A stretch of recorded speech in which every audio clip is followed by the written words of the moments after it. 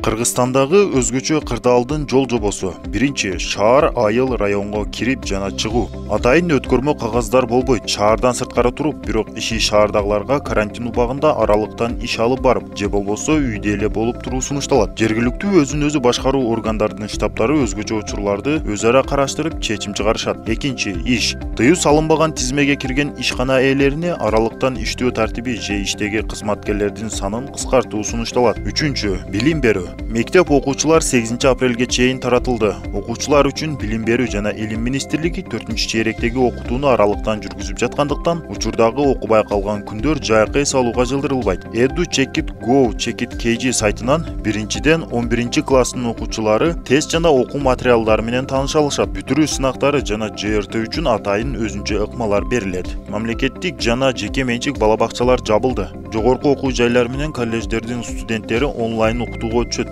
Чет жактан келип, үйлөрүнө кете албай калгандар жатаканада жашап, билим ала беришсе болот. 4-чү, ден соолук. Оорукана, бейтапкана жана амбулатория клиникалары кадимки иш тартиби менен иштей беришет. Эскерте кетүүчү жагдай, эгерде сиз өзүңүздү жаман сезсеңиз, ооруканага баруунун кажети жок. Болгону 112, 103, 118 номерлерин терип байланышуу керек. Болбосо жергиликтүү медицина кызматтарына байланышуу зарыл. 5-чи, эшикке чыкса болобу? Элдин айыл менен шаар ичинде жүрүүсүнө чек жок. Бирок ошого карабастан үйдө болуу сунушталат. Болгону ошондой жол менен гана вирустун жайылуусун токтото алабыз. 6-чы, коомдук транспорт. 22 марттан баштап Бишкек шаарында коомдук транспорттордун жүрүүсүнө чектөө киргизилет. Көптөгөн жеке менчик маршруттук таксилер убактылуу ишке чыгышпайт. Башка коомдук автобус менен троллейбус багыттары иштей беришет. 7-чи, соода сатык. Ири соода оюн зоок борборлору карантинге жабылды. Бирок ошол эле маалда өзгөчө абал маалында азык-түлүк жана дарыканалар кадимки тартипте иштей беришет. Кафе, ресторандар жеткирип берүү тартибинде гана иштешет. Азык-түлүк сатпаган базарлар, спорт залдар, бассейндер, спа, сулуулук салондору убактылуу жабылат. 8-чи, мамлекеттик кызматтар.